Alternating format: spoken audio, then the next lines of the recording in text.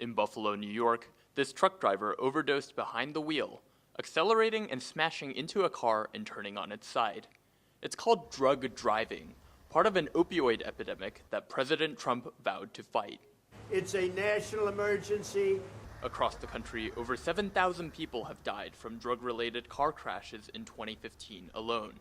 In Ohio, ground zero for the opioid epidemic, there's been over 8,000 drug-related crashes in the past 2 years, including Corianne Evans, a recovering heroin addict living in Bellevue, Ohio. I was never in my mind thinking, like I should have been, I possibly could die today, or I'd probably overdose with my kids in the car. Evans got hooked on heroin over a decade ago.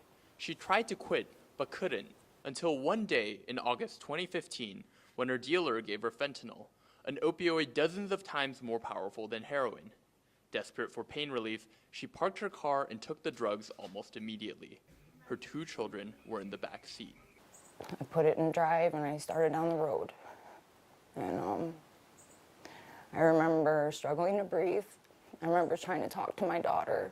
She was asking me if I was okay because she was sitting in the passenger back seat.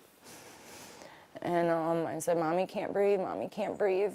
Evans put her foot on the brakes before she passed out, saving her and her children from a serious crash. When she woke, she was in a hospital. Doctors told her she had less than a minute to live. I was just like, okay, all right, I'm done. Like, I almost killed my kids. I didn't even have it in park. I could have flipped that car and killed them, or I could have killed other people. For Evans, that was the final straw. She hasn't taken drugs since. She lost custody of her kids, but still gets to see them. But many aren't so lucky. They crash on highways and city streets, into stop signs and telephone poles.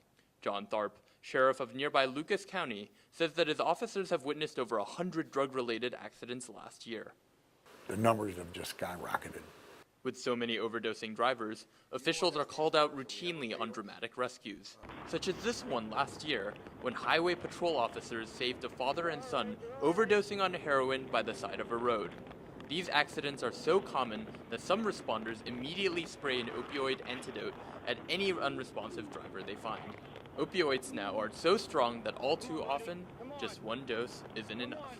We'll have to use as many as 4, 5, or 6 Narcans in order to bring them back to life, but we must do it. Though doctors and officers have sounded the alarm, the death toll is rising with no end in sight. Jake Kang, Associated Press, Cleveland.